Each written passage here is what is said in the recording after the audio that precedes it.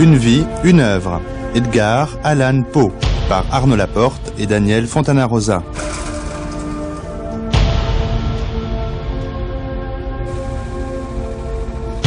Le lien entre la vie et l'œuvre d'Edgar Poe a fait couler beaucoup d'encre depuis sa mort, il y a 150 ans, en 1849.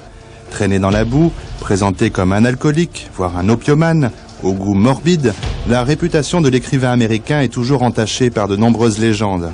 Reste l'œuvre, immense. Dans cette Amérique des lettres balbutiantes, le poète invente la modernité, dépassant le genre pour créer une œuvre littéraire hanté par les figures de la disparition et du double. Mort à 40 ans, Edgar Allan Poe a su constituer une œuvre qui reste comme un phare éblouissant dans l'histoire de la littérature moderne.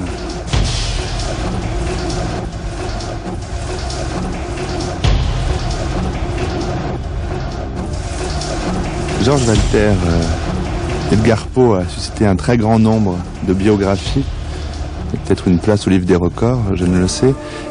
S'attaquer, comme vous l'avez fait, à une biographie d'Edgar Poe, c'est aller contre les autres biographes. Qu'est-ce qui est motivant au départ pour ajouter une biographie de plus? On verra en quoi elle est précieuse.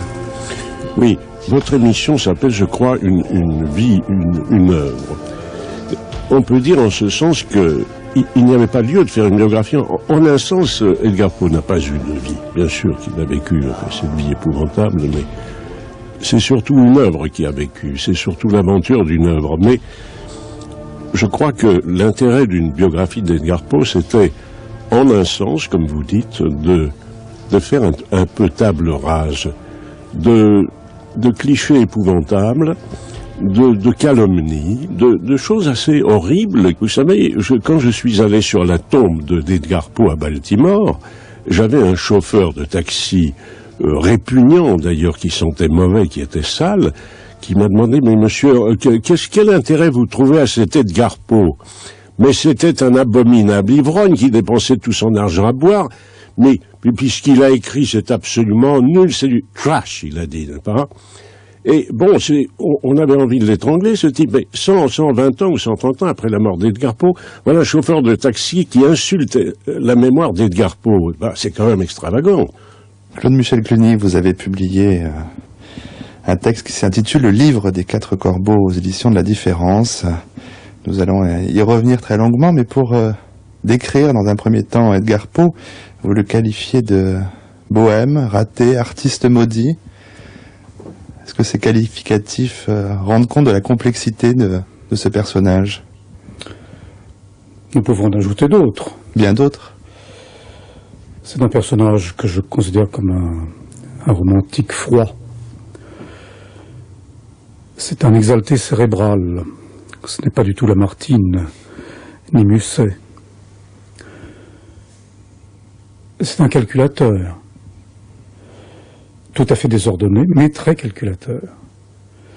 Il est passionné, mais ce sont des passions dont je pourrais dire par référence peut-être au paradis qu'elles sont artificielles.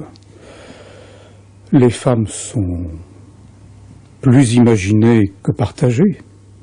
Sa carrière est également plus imaginée qu'elle n'est réussie. Finalement, son destin n'est qu'une suite d'échecs, avec de temps en temps l'illusion brillante qu'il va enfin pouvoir atteindre à la gloire et peut-être à la pérennité.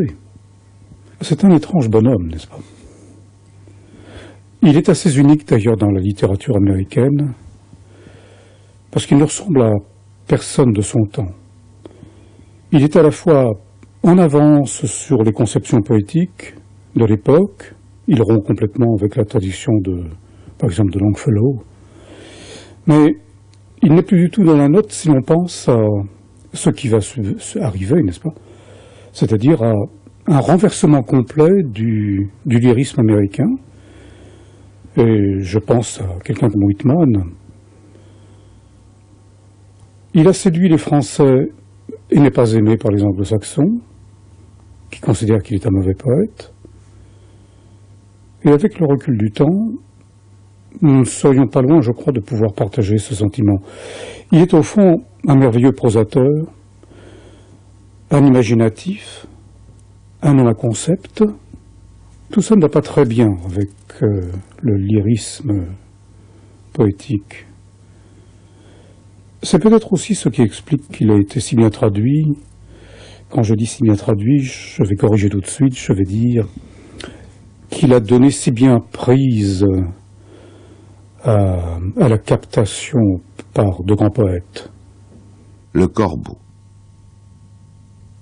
Une fois, sur le minuit lugubre, pendant que je méditais faible et fatigué, sur main précieuse et curieux volume d'une doctrine oubliée, pendant que je donnais de la tête presque assoupie, soudain, il se fit un tapotement comme de quelqu'un frappant doucement, frappant à la porte de ma chambre. C'est quelques visiteurs, murmurai-je, qui frappent à la porte de ma chambre. Ce n'est que cela, et rien de plus. Ah, distinctement je me souviens que c'était dans le glacial décembre, et chaque tison brodait à son tour le plancher du reflet de son agonie. Ardemment, je désirais le matin. En vain m'étais-je efforcé de tirer de mes livres un sursis à ma tristesse.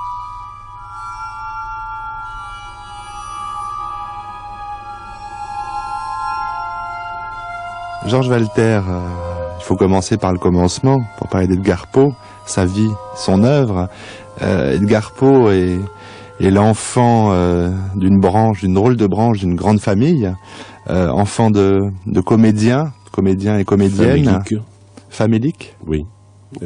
C'est très important, cette naissance dans ce milieu, dans cette partie un peu mouton noir d'une grande famille américaine. Oui, c'est vrai que c'est tellement équivoque ces relations entre ces gens qui, dans le sud, dans le nord, ne parlent pas. Il y a des villes où les comédiens sont même interdits déjà à cette époque, encore à cette époque. Mais c'est très équivoque parce que en même temps, on adore aller au théâtre et en même temps, les comédiens sont... Lorsqu'il y a eu l'incendie du théâtre de Richmond, peu d'années avant la naissance d'Edgar Poe, les comédiens se sont excusés, ont demandé pardon, comme s'ils avaient attiré le mauvais sort sur la ville, n'est-ce pas? C'était épouvantable. Il faut dire que c'était l'hécatombe dans les grandes familles de Richmond, parce que oui. Assister à cette représentation, la fine fleur de l'aristocratie. C'était épouvantable. Alors, donc, il y avait... Bon, mais cela dit, il est évident que pour John Allan, le notable de Richmond, qui a été le père adoptif d'Edgar Poe, cette condition de comédien était quelque chose d'extrêmement bas. Et dans les disputes, dans les moments difficiles entre eux, c'est quelque chose qui devait ressortir très volontiers pour humilier Edgar, c'est certain.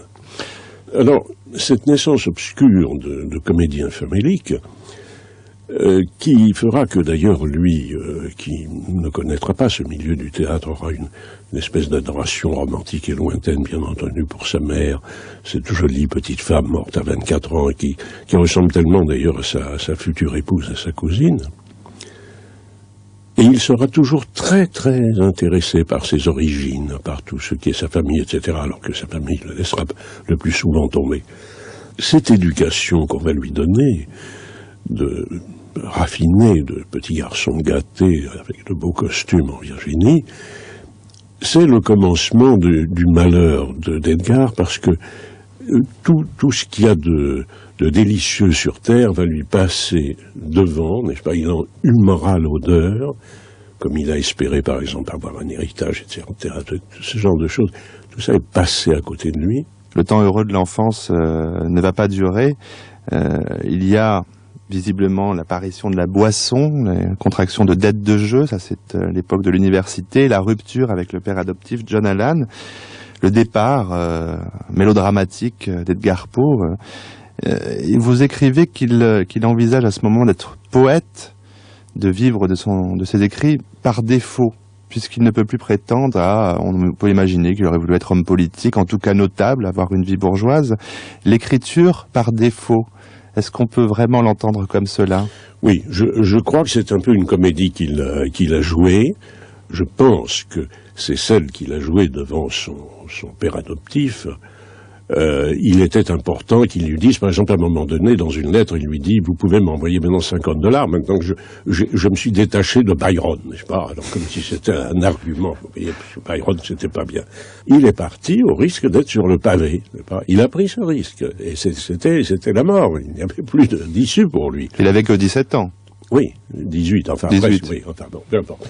Et bon, il était sur le pavé, il est allé à Boston, et avec des poèmes, avec de la poésie, dans une Amérique en train de repousser les bisons et les Indiens vers l'ouest, en train de construire les chemins de fer, vers des mines, des ponts, des villes, etc. Et lui, il est là avec Tamerlan, n'est-ce pas, poème, imprimé par un jeune garçon très gentil qui imprimait des cartes de visite. Bon, il a compris que c'est pas avec ça qu'il pourrait survivre. Or, ce qu'il voulait, c'était survivre. Et alors là, très vite, a commencé cette espèce de conspiration personnelle, qui est vraiment la genèse de l'œuvre d'Edgar Poe. C'est quelque chose de tout à fait étrange. Et c'est ça l'enquête que j'ai voulu suivre. Et c'est ça sa vie, finalement. C'est comment les choses se sont transformées. Qui est-ce? C'est le nouveau. Comment tu t'appelles? Wilson. William Wilson.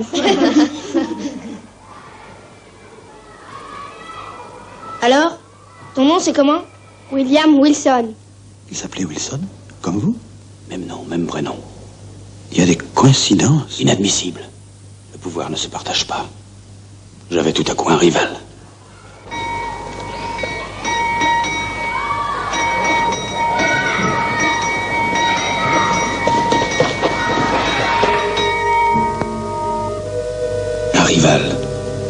Ou plutôt un compagnon qui me dépassait en tout, mais qui semblait se tenir en retrait, comme s'il m'observait avec bienveillance. Il m'exaspérait, mais j'éprouvais pour lui une immense curiosité.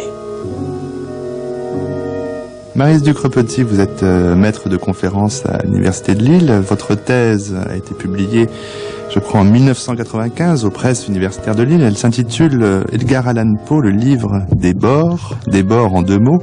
Cette thèse porte essentiellement sur les contes, vous allez nous le dire, et ce qui vous intéresse, on le comprend un peu d'après le titre, c'est la question des limites. Oui, tout à fait, oui. Puis il y a la question de l'autre, évidemment. L'autre le double parfois, voire William Wilson, un des contes les plus fameux. Quelle lecture faites-vous de ce conte particulier?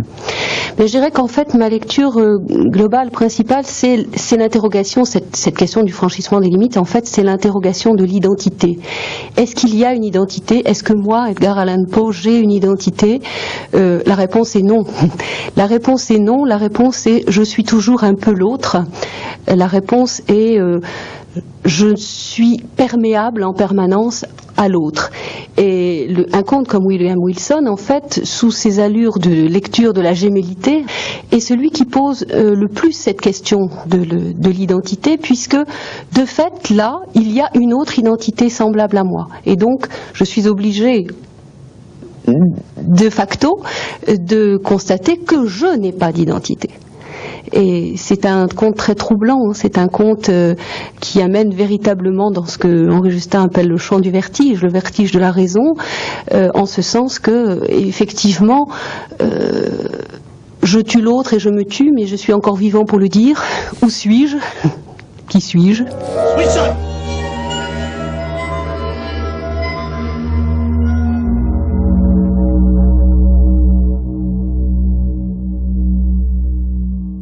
Françoise Saint-Marcelli, vous êtes américaniste, professeur à l'Université Paris 4 Sorbonne. Vous avez beaucoup travaillé sur les contes d'Edgar Poe, en VO, en anglais dans le texte. La question de l'origine, de l'identité centrale dans l'œuvre de Poe. On va pas dire avec Sainte-Beuve, regardons la vie pour comprendre l'œuvre. Non, par contre, je crois, je vais inverser votre question si vous m'y autorisez, je crois que Poe nous éclaire de façon très étonnante, on est dans les années 1840, nous éclaire de façon très étonnante sur le sujet humain et il nous éclaire sur un certain nombre de problématiques. Alors je voudrais citer par exemple dans Double assassinat dans la rue Morgue certains passages tout à fait déroutants. Vous trouvez quand le marin raconte l'aventure du pauvre orang-outan qui a été en fait le meurtrier, quand le marin raconte comment il a pris conscience d'une transgression à plusieurs niveaux, ce que Poe nous décrit, c'est une scène de voyeurisme et c'est une intuition de ce que Lacan, par exemple, plus tard a défini avec le stade du miroir. Il y a ce grand moment qui se passe sur 4 ou 5 lignes du conte, donc de façon presque clandestine, où le narrateur laisse entendre que de toute évidence, par le trou de la serrure, le singe a vu l'homme se raser, et donc ce qui va être présenté, c'est le singe devant le miroir singeant l'homme, maniant le rasoir très maladroitement, donc pour faire comme l'homme que de toute évidence il a observé assez longuement. Et puis, bien sûr, cette scène de voyeurisme, elle va se retourner, puisque quand le marin poursuit le singe pour tenter de l'empêcher de mal faire, on va le voir à la fenêtre accroché au paratonnerre ou au volet, en train d'essayer de voir, et il voit évidemment très peu, il y a juste la tête du marin qui dépasse, il ne pourra rien empêcher. On a une double scène de voyeurisme qui pose la question de l'identité du sujet, si vous voulez, identité du sujet qui sera aussi posée dans la question du rapport à l'autre, puisqu'après tout, le meurtrier, c'est-à-dire l'orang-outan, finit au Jardin des Plantes, comme on le sait, et que un des biais de la reconstruction de l'enquête, c'était est-ce qu'il ne s'agit pas d'une question de la folie? Or là, on a aussi une intuition que, bien sûr, à la fin de ce siècle, après avoir lu Michel Foucault, on est tout à fait en mesure de comprendre, qui est sur la question de la mise à l'écart et la question de la définition de l'autre et du sujet par rapport à l'autre. Donc, dans cette représentation de divers niveaux de transgression, de Double assassinat dans la rue Morgue, on voit qu'il y a des effets de complexité et des intuitions fulgurantes, encore une fois dans les années 1840, qu'on ne peut qu'admirer. Pour arracher M. Valdemar à la catalepsie magnétique, je fis usage des passes accoutumées. Pendant quelque temps, elles furent sans résultat. Le premier symptôme de retour à la vie fut un abaissement partiel de l'iris. Nous observâmes comme un fait très remarquable que cette descente de l'iris était accompagnée du flux très abondant d'une liqueur jaunâtre, de dessous les paupières, d'une odeur âcre et fortement désagréable. J'étais totalement énervé, et pendant une minute, je restais indécis sur ce que j'avais à faire. Je fis d'abord un effort pour calmer le patient. Mais cette totale vacance de ma volonté ne me permettant pas d'y réussir, je fis l'inverse et m'efforçai aussi vivement que possible de le réveiller. Je vis bientôt que cette tentative aurait un plein succès, ou du moins je me figurais que bientôt mon succès serait complet. Et je suis sûr que chacun dans la chambre s'attendait au réveil du somnambule.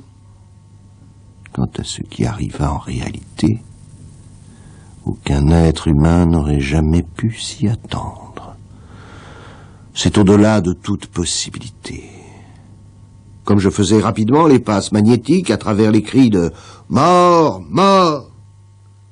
qui faisaient littéralement explosion sur la langue et non sur les lèvres du sujet, tout son corps d'un seul coup, dans l'espace d'une minute, et même moins, se déroba, s'émietta, se pourrit absolument sous mes mains, sur le lit, devant tous les témoins, gisait une masse dégoûtante et quasi liquide.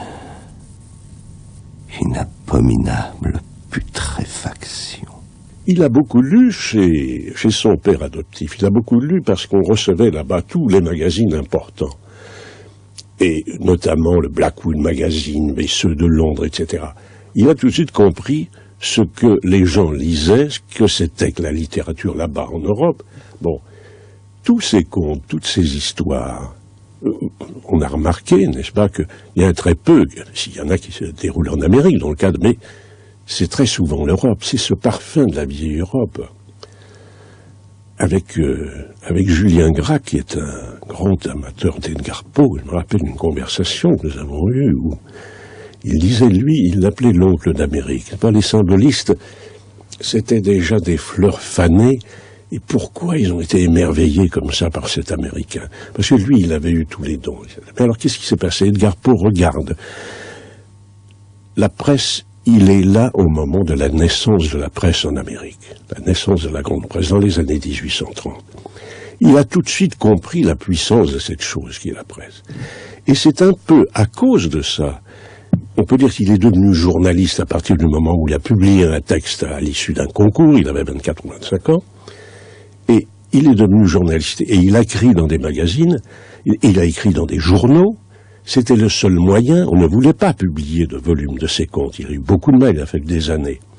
Donc cette forme, la brièveté et la rapidité, lui a été imposée en quelque sorte par ces circonstances. Il ne faut pas oublier ça. Alors, ensuite, sa théorie littéraire a dit, n'est-ce pas, qu'il n'y avait que le récit court qui comptait. Bon, il a écrit un jour un roman parce qu'on lui a dit il faut faire quelque chose de long.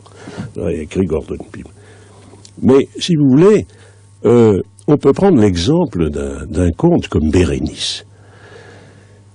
On dit Edgar Poe écrit des histoires qui font peur, des histoires horribles et abominables. Il n'y a rien de plus abominable que l'histoire de Bérénice, ça il faut le dire. Qu'il va publier dans le Messager littéraire du Sud, le journal provincial, lu par des gens très respectables. Quelle tête ils vont faire en lisant ça? Bien lui, il convainc le directeur de ce magazine, qui n'est pas un homme très intelligent, mais qui n'est quand même pas un imbécile, et qui aime bien Edgar. Il ne convainc pas avec des arguments littéraires, avec des arguments commerciaux. Il dit, il faut que vous publiez des choses pareilles, parce que ça marche. Alors qu'en réalité, lui, toute cette littérature, avec des décors gothiques, avec des histoires d'horreur, des souterrains, etc., il déteste ça. Ça ne correspond à rien en lui. Il en déteste le style boursouflé, hirsute, alors que lui, il est net, clair, rapide.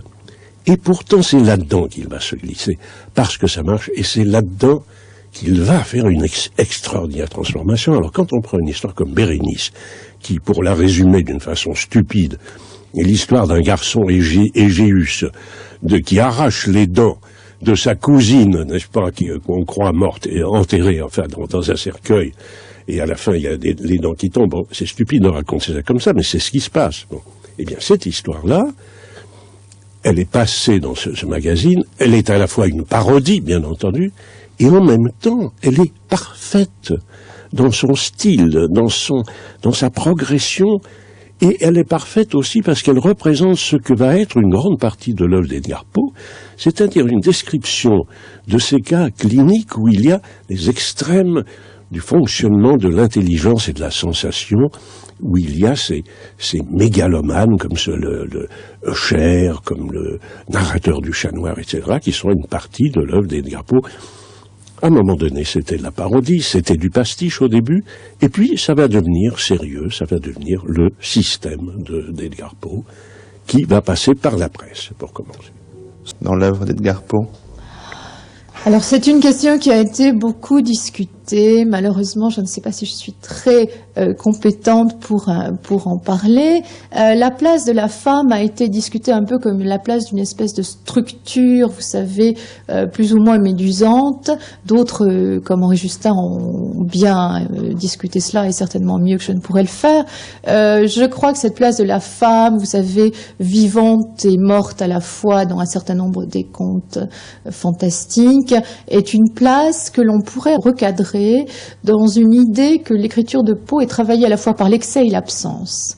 Alors la femme revient, la femme est encore sur le seuil, la femme est là et pas là à la fois. Et puis si vous lisez un conte comme Bérénice, où tout semble placé du côté de l'excès, y compris dans l'excès de brutalité, l'excès d'horreur d'une fin très très sanglante, on s'aperçoit que ce qui semble thématiquement être donc de l'excès est en fait un travail de la négation, c'est-à-dire la femme est niée littéralement petit à petit, au point qu'à la fin, le narrateur ne sait plus exactement ce qu'il fait ou ce qu'il a fait, on n'est plus en train de partager un savoir, mais en train de redécouvrir, si bien que les dents qui ont été arrachées à la pauvre fille ne sont même plus repérées comme des dents, mais comme des petites formes carrées plus ou moins blanches.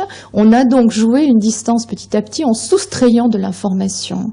Et si on regarde le titre anglais qui est Berry Nicey, on s'aperçoit que l'enterrement est dans Berry, et dans le titre et dans le nom de la femme. La femme, elle est déjà niée, si vous voulez, et en fait, malgré ce titre, elle occupe très peu de place dans le récit en tant que personnage. Alors, ça c'est un exemple. On peut prendre aussi l'exemple de Ligeia, qui est donc un des grands contes de Poe, le conte qu'il estimait lui-même comme le plus abouti, le plus réussi. Si on prend Ligeia, on s'aperçoit que la femme est là comme manquante et présente à la fois, pour permettre aussi une réflexion sur le retour, et encore une fois, une réflexion peut-être sur l'espace qui bouge et la forme qui se retrouve. Alors, de façon caractéristique, le texte commence par une question, ou plutôt un constat. Je ne peux pas me souvenir. Ce qui est plus intéressant en anglais, parce que c'est I cannot remember. Remember, c'est se souvenir, mais c'est aussi redonner membre, redonner forme. Et ce que fera le narrateur à la fin, c'est moins redonner une présence que redonner un nom, c'est-à-dire un ensemble de signes. Et on sait que toute l'écriture de Poe dans ses contes est travaillée par la question de la forme ou de l'informe, de la combinaison des formes ou pas. Alors je vais vous donner un exemple. Ligeia est écrit à peu près en même temps qu'un conte beaucoup moins connu qui, en français, est L'homme qui était refait. J'aime bien ce terme de refait qui a une polysémie, puisque c'est à la fois dupé et reconstruit.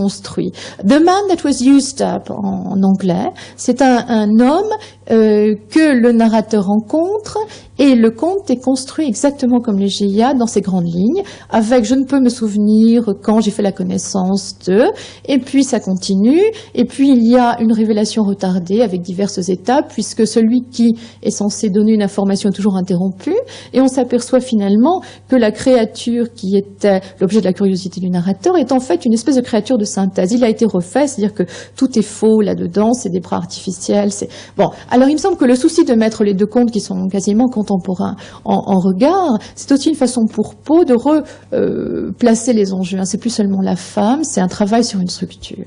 Le portrait ovale. Ceux qui contemplaient le portrait parlaient à voix basse de sa ressemblance, comme d'une puissante merveille, et comme d'une preuve non moins grande de la puissance du peintre que de son profond amour pour celle qu'il peignait si miraculeusement bien. Mais à la longue, comme la besogne approchait de sa fin, personne ne fut plus admis dans la tour, car le peintre était devenu fou par l'ardeur de son travail, et il détournait rarement les yeux de la toile, même pour regarder la figure de sa femme. Et il ne voulait pas voir que les couleurs qu'il étalait sur la toile étaient tirées des joues de celle qui était assise près de lui. Et quand bien des semaines furent passées, et qu'il ne restait plus que peu de choses à faire, rien qu'une touche sur la bouche et un glacis sur l'œil, l'esprit de la dame palpita encore comme la flamme dans le bec d'une lampe. Et alors la touche fut donnée, et alors le glacis fut placé, et pendant un moment le peintre se tint en extase devant le travail qu'il avait travaillé, mais une minute après, comme il contemplait encore, il trembla. Le poème Le Corbeau, Edgar Poe écrit cette phrase « La mort d'une belle femme est le plus poétique sujet du monde ». Comment l'entendez-vous et qu'est-ce qu'on peut en déduire de la place des femmes dans les textes d'Edgar Poe ? Il y a d'abord une chose que je voudrais dire, c'est qu'en fait, Poe a repris énormément d'archétypes de la littérature de son temps. Et cette affaire de la mort d'une belle femme, c'est tout à fait un archétype, voire même un stéréotype de la littérature, par exemple, du roman noir anglais. Et bien entendu, c'est sur ces schémas stéréotypés qu'il accroche justement cette problématique tellement personnelle qui fait que ces textes sont à la fois si étranges et si captivants encore aujourd'hui. Et la femme, pour moi, est une de ces figures, c'est une des figures du gouffre. Les figures de femmes dans l'œuvre de Poe, je ne parle pas des femmes qui ont traversé sa vie, qui ont partagé sa vie, mais la femme dans l'œuvre de Poe, dans un certain nombre de contes, comme Ligeia, comme Morella, etc., c'est une femme gouffre. c'est une femme dans laquelle on se perd, dans laquelle le narrateur, celui qui dit je, celui qui peut être une figure de Poe, se perd. Mais en même temps, ces figures de gouffre sont les seules qui arrivent à vaincre cette autre chose terrible qu'est la mort. C'est-à-dire que les femmes, ces figures de femmes-là dans l'œuvre, sont celles qui sont capables de faire preuve de la même volonté que Dieu dans son mouvement de création du monde, c'est-à-dire qu'elles sont capables de revivre. Et c'est ça qui est extraordinaire, c'est ça qui fait aussi la force de ces figures féminines. Elles ne sont jamais atteintes par la mort, d'une certaine manière. Concernant ces figures de femmes, Marie Ducrepetit, il n'empêche, sans vouloir faire mon mari Bonaparte, qu'il y a quand même beaucoup de femmes mortes autour de Poe, de femmes aimées, morte dans la vie d'Edgar Poe, dans son existence, et que sa correspondance est très éclairante là aussi. Alors est-ce que le sujet a trop d'étain sur lui?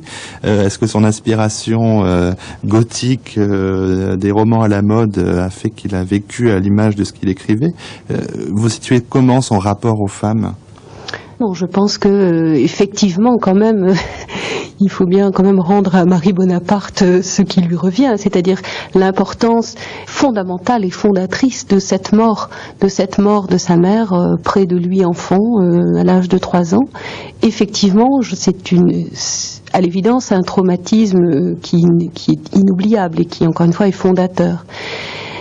Alors, d'autres morts, effectivement, ponctuent son existence, la mort de sa mère adoptive, la mort de sa femme, Virginia. Mais d'une certaine manière, j'ai presque envie de dire que ce sont des morts programmées.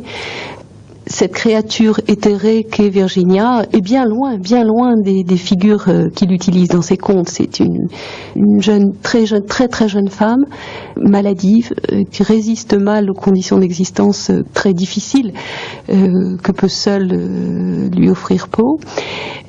Mais ce n'est pas du tout, effectivement, cette grande femme dominatrice, que sont les grandes figures des contes.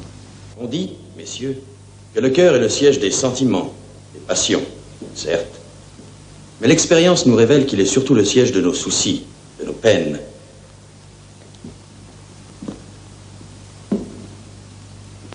Et si le généreux, c'est dans le néfaste.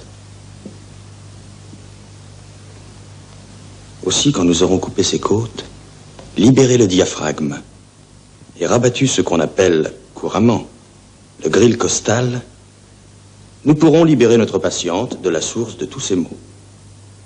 Le médecin est un bienfaiteur. Nous allons donc soulager cette jeune fille.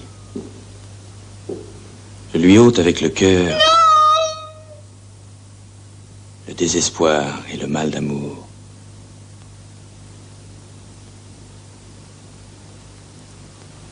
Messieurs, nous allons lui rendre la pureté originelle, la paix du paradis perdu. Non!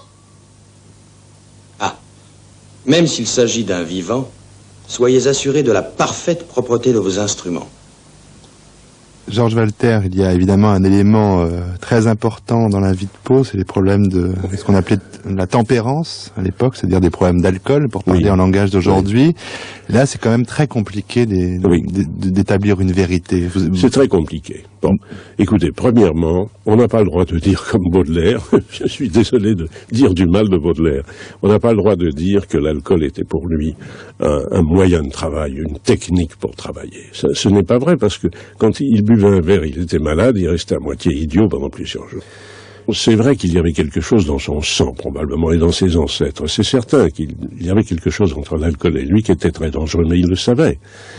Et dès l'université, les autres buvaient et étaient sous de la manière la plus banale, tandis que lui, il avalait les choses d'un seul coup et il était immédiatement dans un état quasiment hallucinatoire. Et il buvait, disaient ses camarades, avec rage, avec fureur, hein, il attrapait les verres comme ça.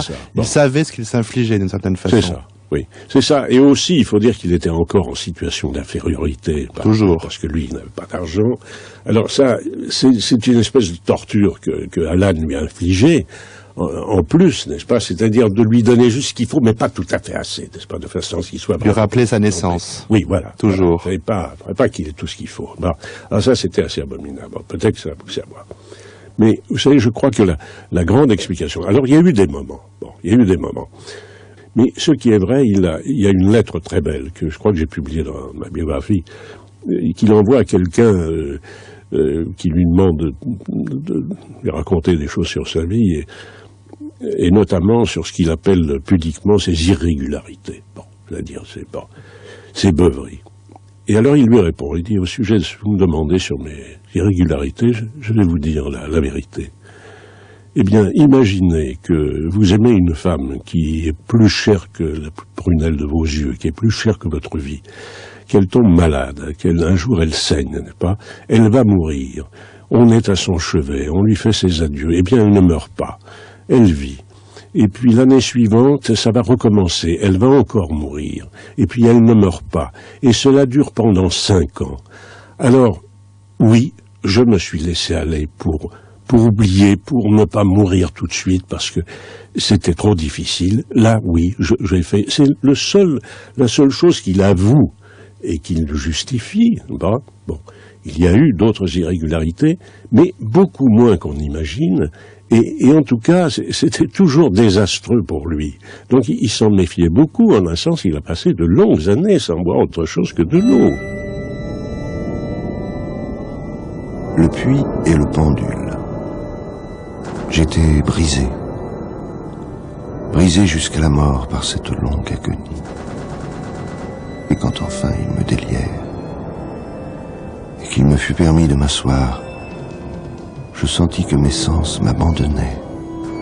La sentence, la terrible sentence de mort, fut la dernière phrase distinctement accentuée qui frappa mes oreilles. Après quoi, le son des voix des inquisiteurs me parut se noyer dans le bourdonnement indéfini d'un rêve. Ce bruit apportait dans mon âme l'idée d'une rotation, peut-être à cause que, dans mon imagination, je l'associais avec une roue de moulin. Mais cela ne dura que fort peu de temps, car, tout d'un coup, je n'entendis plus rien. Toutefois, pendant quelque temps encore, je vis. Mais avec quelle terrible exagération! Je voyais les lèvres des juges en robe noire. Elles m'apparaissaient blanches, plus blanches que la feuille sur laquelle je trace ces mots, et minces jusqu'au grotesque, amincies par l'intensité de leur expression de dureté, d'immuable résolution, de rigoureux mépris de la douleur humaine. Je voyais que les décrets de ce qui pour moi représentait le destin coulaient encore de ses lèvres. Je les vis se tordre en une phrase de mort, je les vis figurer les syllabes de mon nom, et je frissonnais, sentant que le son ne suivait pas le mouvement. Je vis aussi, pendant quelques moments, d'horreur délirante, la molle et presque imperceptible ondulation des draperies noires qui revêtaient les murs de la salle.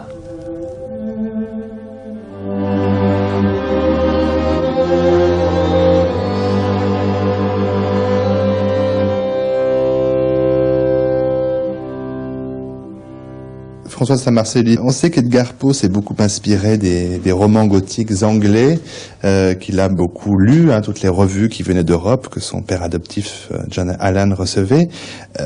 On sent qu'il y a une volonté, est-ce que c'est une volonté de parodie, de pastiche au départ? Je pense qu'au départ, il y a chez Poe le souci de trouver une voix, ce qui se dramatise dans un certain nombre de contes. Alors je fais référence par exemple à Perte d'haleine, qui est un conte de 1832, où vous voyez un personnage alors qui s'appelle Lack a Breath, donc littéralement Monsieur Manque de Souffle. Monsieur Manque de Souffle s'efforce de cacher à son épouse et à son entourage le fait que d'un seul coup il n'a plus de voix. Il va par tous les moyens les plus parodiques chercher à tromper donc son entourage, et ça ira jusqu'à une sorte de dissection pendaison, il est prêt à tout, ce personnage, pour retrouver sa voix, qu'il trouvera curieusement dans le tombeau, où une fois enterré, même s'il n'était pas mort, il retrouve Monsieur Windenaff. Monsieur Windenaff, c'est monsieur qui a assez de souffle et de vent, et donc c'était son rival. Alors je crois qu'il y a là le souci, effectivement, sur un mode parodique et satirique, de présenter un certain nombre d'enjeux, à un moment où l'écriture américaine se cherche, à un moment où Poe est très conscient d'une dette et d'une influence britannique, notamment, qu'il va essayer, en quelque sorte, de détourner par divers moyens. Vous savez que Poe, c'est l'écrivain qui estime que ce que nous produisons, c'est une combinatoire, c'est une façon de travailler avec des éléments déjà produits par d'autres. Autrement dit, il y a là, en quelque sorte, une amorce de l'idée d'intertextualité, c'est-à-dire que notre discours est envahi, occupé par le discours des autres. Il va s'agir de travailler soit par la citation, soit par la parodie, de diverses façons, pour dégager une nouvelle forme d'originalité qui ne sera pas en rapport avec l'idée romantique de l'inspiration, si vous voulez, mais qui sera une combinatoire. Si au départ Edgar Poe s'inspire et veut s'inscrire aussi dans un courant qui marche, un courant populaire, hein, il veut que ce texte soit lu, il y a quand même à un moment donné, très rapidement, son génie propre qui vient dans ces textes-là, qui dépasse la dimension parodique de pastiche, où ça devient de la littérature, pourrait-on dire. Oui, ça devient de la littérature. Je ne disais pas que ça n'était pas de la littérature avant. Ça devient de la littérature, notamment dans une écriture qui se définit par rapport à un espace, par rapport à un cadre et à un cadrage. Vous savez que Poe croit beaucoup à l'intention, à la question de l'unité des faits et la totalité des faits. Donc le lecteur est censé être captif. Par ailleurs, les textes de Poe, je crois, travaillent beaucoup la question de la cognition, c'est-à-dire le rapport du sujet à la connaissance, ce qui fait bien évidemment l'intérêt des contes policiers, ce qui fait aussi l'intérêt de contes philosophiques moins connus, et puis dans la fin de sa carrière, ce qui fait bien sûr l'impact du grand essai Eureka, hein, de la cosmographie en quelque sorte de Poe. Poe s'inquiète de la question du sens, il n'empêche que cette question du sens, elle est aussi toujours travaillée par des tensions, et je pense que la question de l'origine et la question de la légitimité restent des questions extrêmement prégnantes tout au long de sa carrière. Double assassinat dans la rue Morgue. Les facultés de l'esprit qu'on définit par le terme analytique sont en elles-mêmes fort peu susceptibles d'analyse.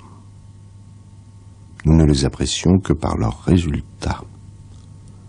Ce que nous en savons, entre autres choses, c'est qu'elles sont pour celui qui les possède à un degré extraordinaire, une source de jouissance des plus vives. De même que l'homme fort se réjouit dans son aptitude physique, se complaît dans les exercices qui provoquent les muscles à l'action, de même l'analyste prend sa gloire dans cette activité spirituelle dont la fonction est de débrouiller. Il tire du plaisir même des plus triviales occasions qui mettent ses talents en jeu. Il raffole des énigmes, des rébus, des hiéroglyphes.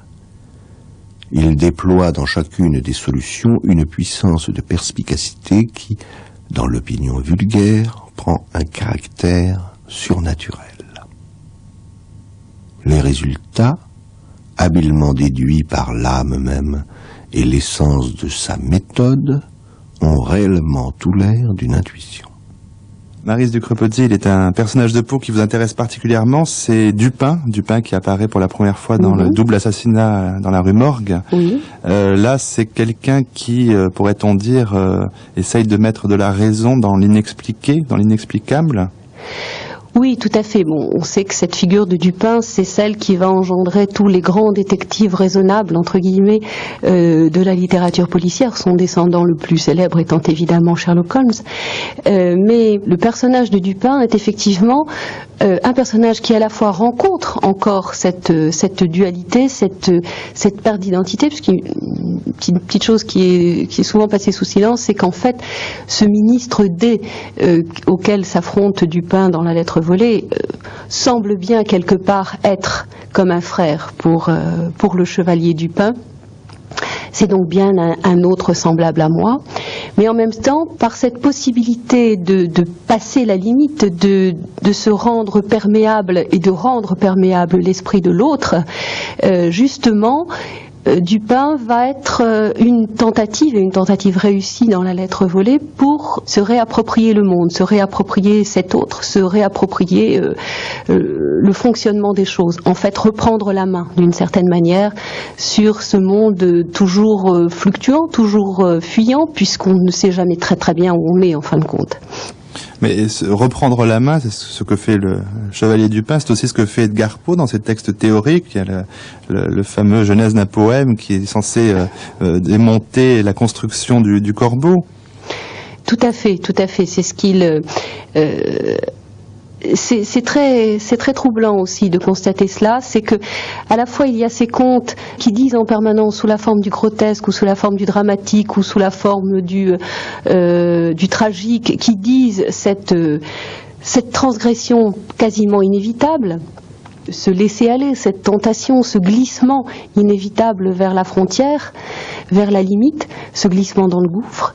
Et en même temps, il y a ces textes théoriques, comme évidemment la Genèse d'un poème, et puis bien entendu l'autre grand texte théorique beaucoup moins connu qui est Eureka, qui sont eux justement ces tentatives pour remettre de l'ordre dans tout cela. Comment penser ce chaos, comment penser cette dérive.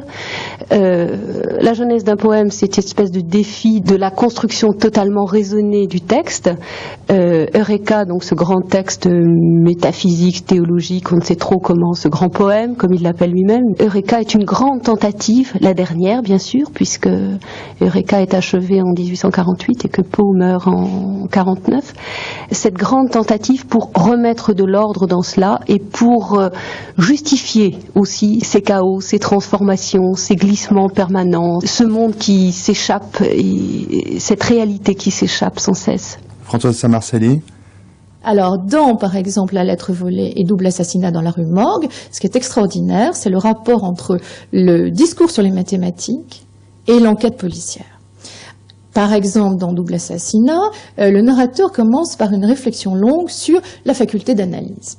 Pour dire simplement, mais je ne souhaite pas préfacer, bien, il définit un rapport de priorité entre un commentaire et un récit. 2 pages plus loin, il inverse explicitement ce rapport de priorité en posant que ce qu'il vient de dire va être illustré magnifiquement par une anecdote, par une petite histoire. Donc on ne sait pas ce qui prime dans ce récit et on s'aperçoit qu'il y a des pans de texte, des paragraphes qui jouent avec, si vous voulez, les frontières d'une certaine opacité, c'est-à-dire que tout ce que pose Dupin sur la raison mathématique, les limites de la raison mathématique, le champ d'action des mathématiques par rapport à autre chose et par rapport à la faculté d'analyse, tout cela, bien sûr, dépasse complètement son pauvre acolyte, mais dépasse aussi vraisemblablement un certain nombre de lecteurs, parce que là, on a une pensée extrêmement critique du côté de l'épistémologie. Donc, ces pensées épistémologiques, que bien sûr de nos jours, attirées par la réflexion sur le développement des sciences, attirées par les recherches sur les rapports entre littérature et connaissance, on ne peut que apprécier davantage. Mais je pense que là, il y a quelque chose d'extrêmement fertile et inspirant, avec encore une fois un jeu, je dirais, sur les limites de la compréhension. Avant-propos de Eureka. À ceux-là si rares, qui m'aiment et que j'aime, à ceux qui sentent plutôt qu'à ceux qui pensent, aux rêveurs et à ceux qui ont mis leur foi dans les rêves comme dans les seules réalités, j'offre ce livre de vérité, non pas spécialement pour son caractère véridique, mais à cause de la beauté qui abonde dans sa vérité et qui confirme un caractère véridique. À cela, je présente cette composition simplement comme un objet d'art, disons comme un roman, ou, si ma prétention n'est pas jugée trop haute, comme un poème. Ce que j'avance ici est vrai, donc cela ne peut pas mourir. Ou si par quelque accident cela se trouve, aujourd'hui, écrasé au point d'en mourir, cela ressuscitera dans la vie éternelle. Néanmoins, c'est simplement comme poème, que je désire que cet ouvrage soit jugé, alors que je ne serai plus. Eureka, Georges Walter, c'est le texte qu'Edgar Poe a toujours voulu écrire, qu'il écrit, à la suite duquel il dit « Je dois mourir, je n'ai pas le désir de vivre puisque j'ai fait Eureka ». Il mourra vraiment quelques semaines plus tard. Cette œuvre majeure saluée 50, 60, 70 ans encore après par des physiciens, par des scientifiques qui voilà le visionnaire, le génie visionnaire d'Edgar Poe. C'était un grand commercial certes, mais c'était un grand visionnaire tout court. Ce qui est étrange, n'est-ce pas, c'est combien il y a d'Edgar Poe. Il y a celui de Baudelaire, n'est-ce pas, qui s'est assimilé à lui, c'est son double, c'est un roman immense, c'est une histoire fantastique. Personne n'a écrit encore cette histoire, faudrait l'écrire un jour. Il y a Mallarmé, n'est-ce pas, qui était perdu, devant cette espèce de saint de la littérature, le cas littéraire absolu. Et puis Paul Valéry, alors qu'il regarde ingénieur des lettres, Paul Valéry, qui est l'homme qui ne prend pas tellement au sérieux on dirait que les contes et les poèmes, ça n'intéresse pas tellement. Mais je n'en ai rien à dire, a-t-il écrit, sur les textes. Eureka, Paul Valéry, n'est-ce pas, qui est l'homme qui s'intéresse surtout au fonctionnement de l'intelligence, n'est-ce pas, et Paul Valéry est parfaitement admiratif devant ce qu'il appelle le seul poème cosmologique, n'est-ce pas, et scientifiquement, ça l'intéresse beaucoup. Je crois qu'il s'en est... Quand c'est sorti, je ne sais pas, il y en a eu 50 exemplaires de vendus. Baudelaire a eu le courage de le traduire tout de même. Poe avait déjà livré quelques clés, réelles ou fabriquées, dans Genèse d'un poème, texte théorique contre l'idée d'inspiration. Claude-Michel Cluny, dans son essai sur le corbeau, nous offre un aller et retour constant entre le texte et la déconstruction du texte. Il y a là quelque chose de la part de Poe qui intrigue et qui ouvre le champ à une sorte de spéculation d'une part, et puis d'autre part à peut-être une prise en philosophie de l'acte même d'écrire. C'est à partir de là d'ailleurs que l'on va voir se dégager petit à petit chez des poètes tout à fait différents les uns des autres le concept d'un retour à la poésie comme expression chez les uns du sacré, chez les autres de la philosophie et chez les troisièmes de l'art pour l'art. Tout cela est contenu dans la démarche de Poe, n'est-ce pas? La négation de l'inspiration comme phénomène qui échapperait à l'intelligence, l'extrême complexité de la démarche, voilà qui va nourrir les débats. Ça renvoie à cette phrase de vous, cette fois qui est vraiment mise en évidence dans la composition même de votre texte, qui dit « Lorsque la création n'est plus au service du sacré, il faut bien que celui qui crée en assume les mystères. » Je ne pense pas qu'il avait conscience de remplacer le divin, le sacré, par une opération du même ordre. Je crois que cela ressortait du génie qui lui était propre, cette espèce de don extraordinaire qu'il avait de combiner. Il y a là, au fond, l'exposé de la combinatoire poétique, dans ce qu'elle peut avoir de vrai, mais dans ce qu'elle peut avoir de faux. Ce qui explique que Valéry s'y soit aussi intéressé.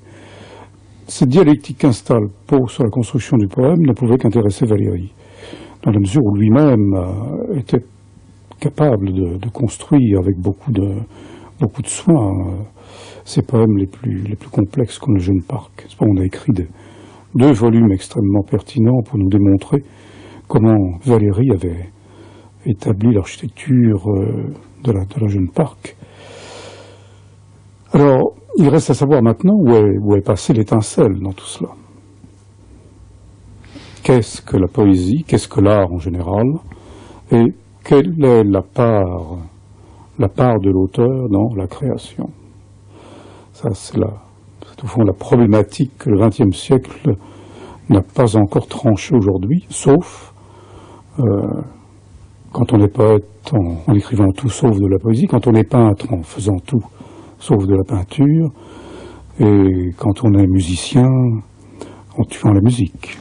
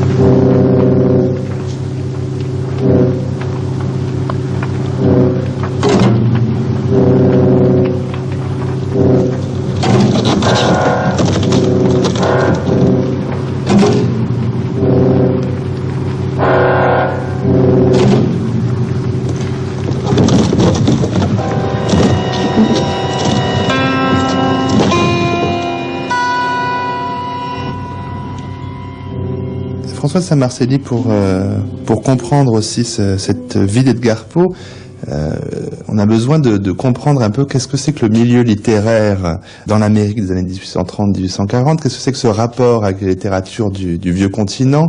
On est dans un pays qui est naissant, qui balbutie. Poe, lui, est tout à fait en dehors, le sudiste. Alors la littérature, elle est où? Elle est à New York, et cette littérature, elle est à la traîne de Londres et de Glasgow. Alors la littérature n'est peut-être pas à la traîne. Par contre, ce qu'il faut savoir, c'est que Poe joue un rôle important en tant que critique littéraire.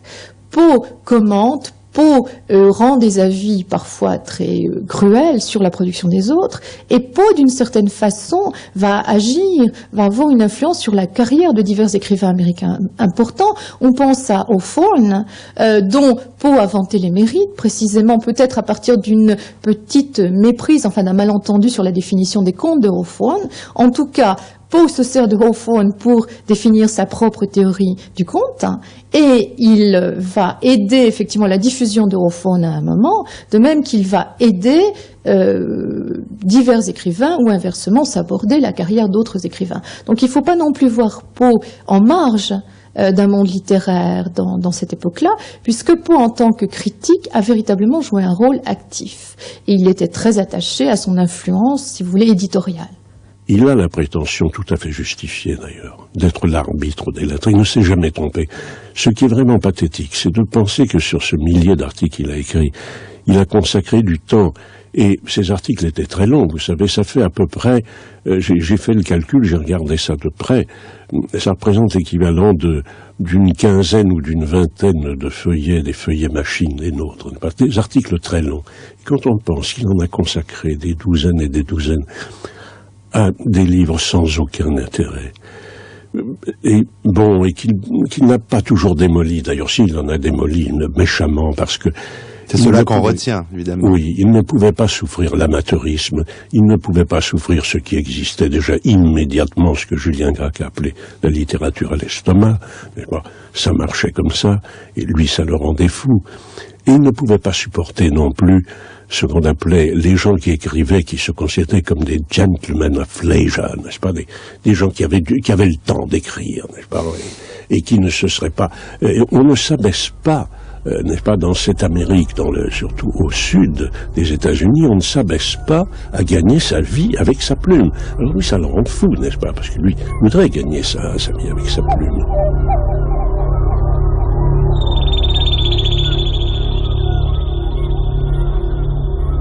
Edgar Poe, critique littéraire, c'est un pavé dans la mare.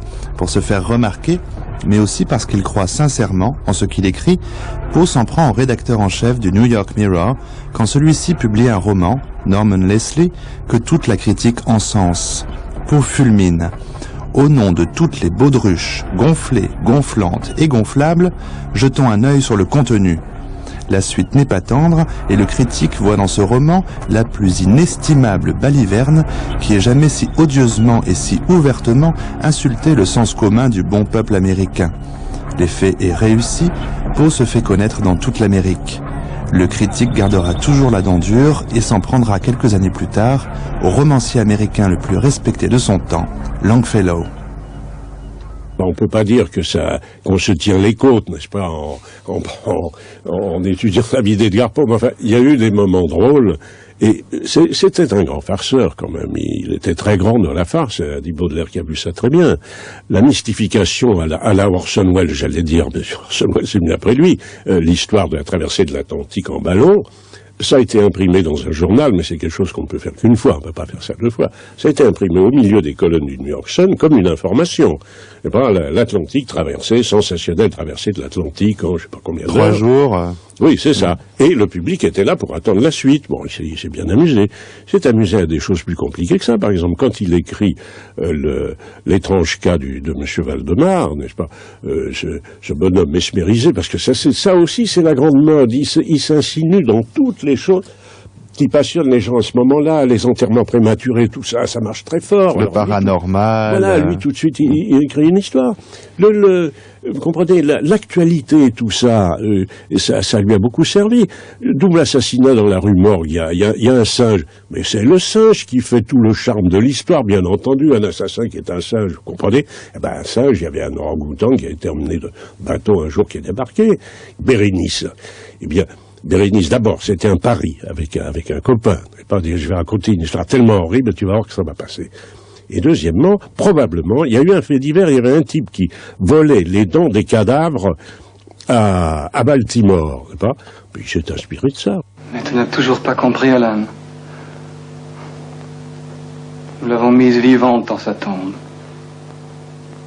Et j'ai entendu des faibles premiers mouvements dans le fond de la bière. Je les ai entendus il y a bien des jours. Bien des jours. Mais je n'osais pas. Je n'osais pas parler. La porte et l'ermite, et le rôle du dragon, et le retentissement du bouclier. Dis plutôt le prix du cercueil, et le grincement des gonds de fer de sa prison, et sa lutte affreuse dans le souterrain.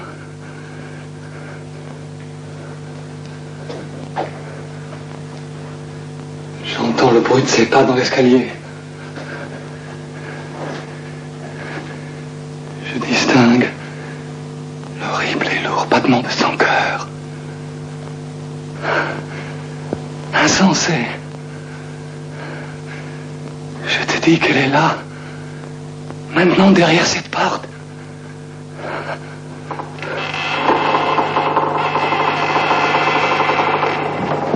Ce livre des 4 corbeaux, Claude-Michel Cluny, c'est évidemment une étude sur le poème.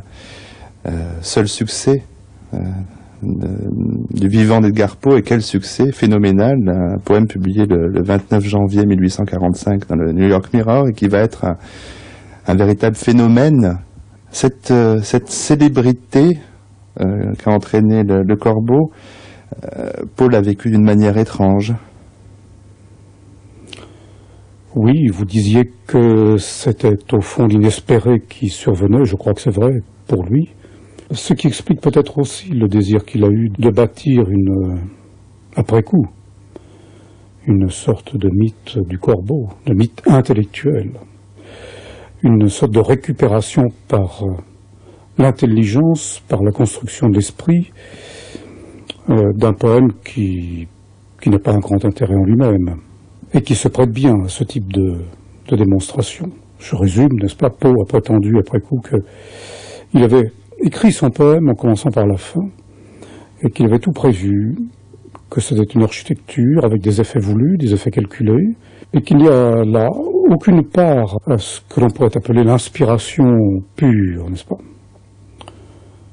Et à partir de là, tous les débats peuvent avoir lieu, une grande partie des débats a déjà eu lieu, et les meilleurs esprits, d'ailleurs, se sont laissés prendre cette dialectique, je dirais, du mensonge, de l'œuvre réimaginée, de l'œuvre reconstruite. Et c'est assez passionnant, mais ça correspond bien au personnage. Le fait aussi que l'éclatement de sa gloire soit arrivé d'une manière aussi brusque, elle devait être aussi déconcertant pour lui, encore qu'il l'eût espéré, qu'elle peut l'être pour nous aujourd'hui. En ce qui concerne le corbeau, vous avez travaillé sur les traductions de Baudelaire, Mallarmé et Pessoa. Vous montrez comment chacun d'entre eux lit ce poème, le traduit à travers son propre prisme de création. Il y a le cas de Baudelaire, le premier d'entre eux évidemment, qui est assez amusant, parce qu'il y a une identification à un Poe fantasmé, d'une certaine façon. Oui, tout à fait. C'est un cas d'osmose, n'est-ce pas qui est assez drôle à constater. Baudelaire était prédisposé, je dirais, à entrer dans l'univers de Poe, étant lui-même passablement morbide, attiré par la décomposition, attiré par la mort, par tout ce qui était négatif dans l'existence. Alors le corbeau, pour lui, était au fond la volaille sur laquelle se jeter avec concupiscence et pour l'accommoder à sa propre sauce. Et il a fait ça tout à fait remarquablement. En écrivant d'ailleurs un poème de Baudelaire, et ces trois traductions, celle de Baudelaire, de Mallarmé et de Pessoa, sont des appropriations. Du point de vue formel, ce que l'on peut considérer peut-être, c'est que celle de Pessoa, peut-être parce que la langue portugaise est plus souple que le français au niveau du rythme, la traduction de Pessoa essaie le plus possible de se calquer sur la rythmique de Poe. Et il y a une chose amusante, c'est que c'est la seule des traductions dans laquelle le nom de Lénore ne figure pas. Pourquoi, selon vous? L'absente, elle a disparu. Oui, elle a vraiment disparu. Elle est complètement disparue. Elle n'a plus que personne, n'est-ce pas? Mallarmé, c'est un peu différent. Le goût, probablement, du mystère, cette espèce de regard qu'il portait sur l'inatteignable aussi. Le fait que ce poème soit celui de l'absence, ce qui joue un grand rôle dans la poésie de Mallarmé, et puis une grande recherche formelle qui ne pouvait que le séduire et l'inciter à lui aussi s'emparer du texte pour en faire du Mallarmé. Presently my soul grew stronger, hesitating then no longer. Sir, said I, or madam, truly your forgiveness I implore. But the fact is I was napping, and so gently you came rapping, and so faintly you came tapping at my chamber door, that I scarce was sure I heard you. Here I opened wide the door, darkness there, and nothing more. Back into the chamber turning, all my soul within me burning, soon again I heard a tapping somewhat louder than before. Surely, said I, surely that is something at my window lattice. Let me see that. Ne fit pas la moindre révérence. Il ne s'arrêta pas. Il n'hésita pas une minute. Mais avec la mine d'un lord ou d'une lady, il se percha sur un buste de Pallas, juste au-dessus de la porte de ma chambre. Il se percha, s'installa, et rien de plus.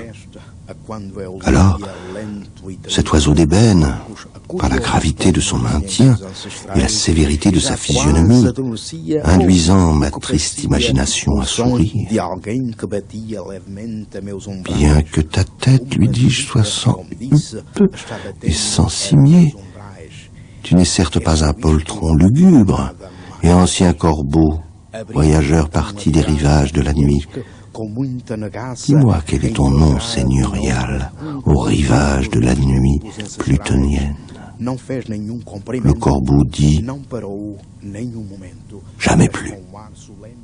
François Saint-Marcelli, vous qui lisez Poe dans le texte et qui lisez aussi ses traductions françaises, peut-être d'autres langues, je ne le sais, vous allez me le dire, qu'est-ce qu'on peut dire des traductions, trahisons, est-ce qu'il y a un grand décalage, est-ce qu'il y a une fidélité, quel est le meilleur traducteur ? Alors, nous avons une histoire de la traduction. Vous savez que la traduction, bien sûr, ce n'est pas quelque chose qui se fige, mais quelque chose qui évolue dans le temps. On dit souvent qu'il faudrait retraduire tous les 30 ans les grands textes. Alors, nous connaissons bien sûr la traduction de Baudelaire. C'est une traduction qui a été remaniée.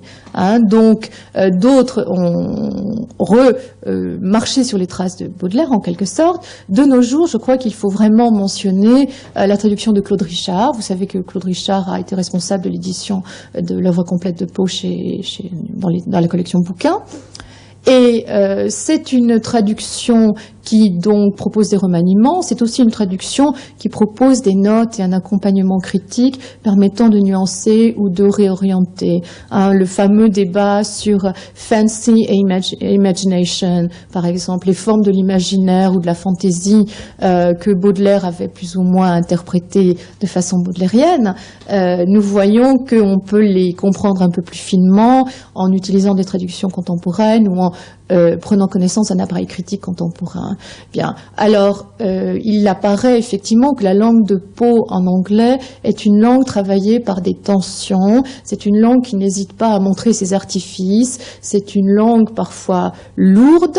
Ce que Baudelaire, poète, a sans doute essayer inconsciemment de gommer. Il y a un effet un petit peu de contamination. On est parfois déçu, si on prend connaissance des contes de Poe en anglais après les avoir lus en français, par une sorte de décalage et, ma foi, parfois des effets de lourdeur. Simplement, il faut prendre conscience du fait que c'est quelque chose apparemment vécu et voulu dans la présentation d'une forme. Alors, la rhétorique de Poe manie beaucoup l'indicible, l'innommable, l'inexprimable, tout ce que donc on ne pourra faire connaître au lecteur puisque ça échappe au langage. Alors, je crois que c'est une vraie partie de l'enjeu, c'est effectivement que Poe ne cesse de penser à ce que le langage ne peut produire et donc aux limites de la forme. William Wilson. Dans un angle éloigné d'où émanait la terreur, était une enceinte carrée de 8 à 10 pieds, représentant le sanctum de notre principal, le révérend Dr. Bransby, durant les heures d'étude. C'était une solide construction, avec une porte massive. Plutôt que de l'ouvrir en présence du dominier, nous aurions tous préféré mourir de la peine forte et dure. À 2 autres angles étaient 2 autres loges analogues, objets d'une vénération beaucoup moins grande, il est vrai, mais toutefois d'une terreur assez considérable. L'une, la chaire du maître d'humanité, l'autre, du maître d'anglais et de mathématiques. Éparpillés à travers la salle, d'innombrables bancs et de pupitres effroyablement chargés de livres maculés par des doigts se croisaient dans une irrégularité sans fin. Noirs, anciens, ravagés par le temps et si bien cicatrisés de lettres initiales, de noms entiers, de figures grotesques et d'autres nombreux chefs-d'œuvre du couteau, qu'ils avaient entièrement perdu le peu de forme originelle qui leur avait été répartie dans les jours très anciens. À une extrémité de la salle se trouvait un énorme seau plein d'eau, et à l'autre, une horloge d'une dimension prodigieuse.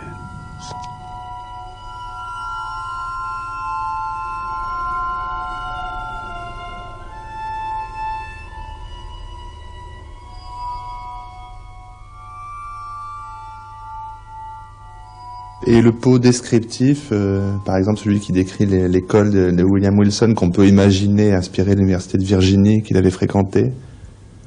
C'est aussi un Poe descriptif qui réutilise peut-être des éléments biographiques, mais qui les utilise de façon très complexe, parce que l'espace de la maison dans William Wilson est un espace très inquiétant et aussi très réussi. Et puis il faut bien voir que la question de l'espace et du lieu chez Poe est une question centrale.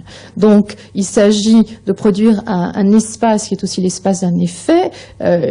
Il ne m'est pas étranger de voir que les contes policiers sont des contes qui se se passe à Paris, dans un Paris quasi théâtral, avec ses persiennes, ses pavés inégaux et ses espaces autour du Faubourg Saint-Germain. Donc l'espace est effectivement un espace qui est travaillé de façon tout sauf innocente, pour créer des effets qui sont éventuellement des effets d'étrangeté, mais pour aussi nous montrer que l'espace est un espace d'une certaine façon métatextuel, c'est-à-dire c'est un espace où se jouent des enjeux du texte dans la thématique. All our yesterdays have lighted fools the way to dusky death. Out, out, brief candle. Life's but a walking shadow.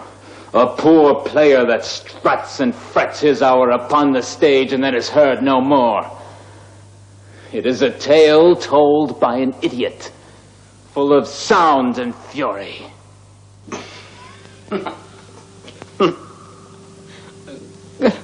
C'est pas vrai, je suis pas un grand docteur. Non, je vous assure, c'est pas vrai. J'aurais pu l'être, j'aurais pu, mais j'ai pas travaillé depuis 1 an. Mon dernier maître en scène, mon dernier maître en scène s'est plaint parce qu'il a dit que j'étais sourd. Je ne sais pas pourquoi je vous dis ça. Et pourquoi m'avez-vous fait venir ici? Qu'est-ce que vous me voulez?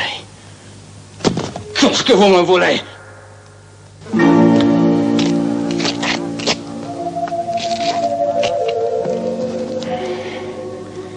Georges Walter, vous commencez votre biographie là-dessus, le mystère qui entoure la mort d'Edgar Poe.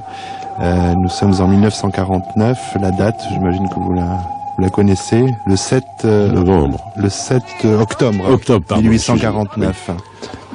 Qu'est-ce que vous avez pu reconstituer de ces dernières heures d'Edgar Poe?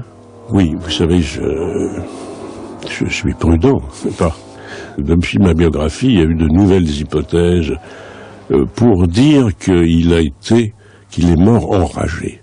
Il est mort de la rage, il aurait été mordu par un chien, puis que c'était assez fréquent à ce moment-là. Bon, écoutez, moi je me dis seulement que il y a une chose que j'ai constatée. Bon, la démocratie américaine, qui a été si admirable, surtout à ses débuts, avait aussi un revers qui n'était pas si admirable, et les élections étaient quelque chose d'épouvantable. On ramassait des gens dans la rue pour les saouler, pour leur donner un mélange d'alcool et on ne sait trop quelle drogue, et on les traînait devant 3-4 bureaux de vote, et ensuite on les achevait à coups de boisson, on les enfermait, et pour qu'ils ne sachent rien de ce qui s'est passé, et ensuite ils en sortaient, on ne sait pas dans quel état. Et Edgar Poe est arrivé à Baltimore un jour d'élection régionale, du Maryland. Et il est certain, il est très probable qu'on l'a saoulé à mort. Bon, mais alors, ce que je dis, moi, simplement, ça je peux l'affirmer, c'est qu'on n'a jamais fait d'enquête sur sa mort, qu'on aurait pu... Il était tout de même, il y avait un imprimeur qui l'a ramassé dans la rue, qui a appelé un médecin, qui savait que c'était un homme quand même estimable, qu'il était critique, écrivain, et qui parlait de lui avec respect. On aurait pu faire une enquête, savoir ce qui s'est passé. On n'avait pas fait une enquête, puisqu'on a saoulé des centaines de gens, vous comprenez, et ses vêtements étaient probablement pas les siens, lui qui était toujours très net, même si ses habits étaient râpés, mais il était toujours, tout le monde a dit qu'il avait toujours l'allure d'un gentleman. Il était soigné de sa personne, et bon, voilà. Et cette mort, évidemment, je crois qu'on ne peut pas faire autrement si on écrit une biographie d'Edgar Poe que de commencer par cette mort abominable qui a mis fin à une existence de laquelle il s'est absenté de son existence. La maladie a été mystérieuse. Tu en étais le témoin. Imagine alors la curiosité médicale. Ce ne sera pas la première fois qu'on exhumerait un cadavre à des fins soi-disant scientifiques. Comme si la vérité se trouvait là, cachée au détour d'un viscère.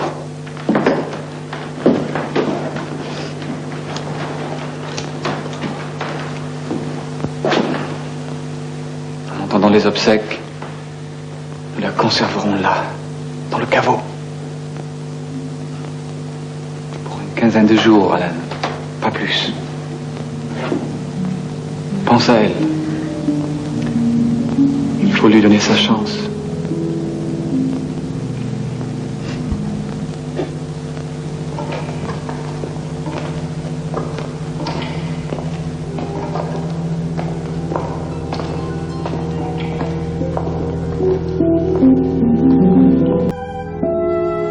Marie Zucropetti, quand on a comme vous consacré sa thèse à Edgar Poe, quel rapport on entretient avec l'auteur? Est-ce que vous le lisez encore aujourd'hui? Est-ce que vous pensez à lui? Eh bien, j'essaie de ne pas. Mais ce n'est pas... c'est très très curieux parce qu'effectivement, quand on a travaillé 5 ans sur un auteur, il y a un moment où on ferme le livre quand même. Le sien, celui qu'on a écrit sur l'auteur, Mais à chaque fois que je suis amenée à y revenir pour travailler pour une conférence ou pour un article ou autre chose, inévitablement le vertige reprend, je dirais. C'est-à-dire que on ne sort pas de Poe. On ne sort pas de Poe dès qu'on s'approche un petit peu des margelles du puits, dès qu'on s'approche un petit peu des bords du gouffre, on est repris dedans. Et on est amené à retourner, à revisiter encore et toujours ces contes, à revoir encore tous ces points de correspondance. Ce qui est caractéristique aussi, je crois, c'est que l'œuvre de Poe, si on prend la chronologie des œuvres, c'est une œuvre qui ne marque pas véritablement d'évolution. C'est-à-dire que les thèmes sont récurrents. On les retrouve aussi bien au début, au milieu ou à la fin de la liste chronologique des œuvres. Eux aussi, ils tournent. Et aller au bord de Poe, aller au bord du livre, c'est véritablement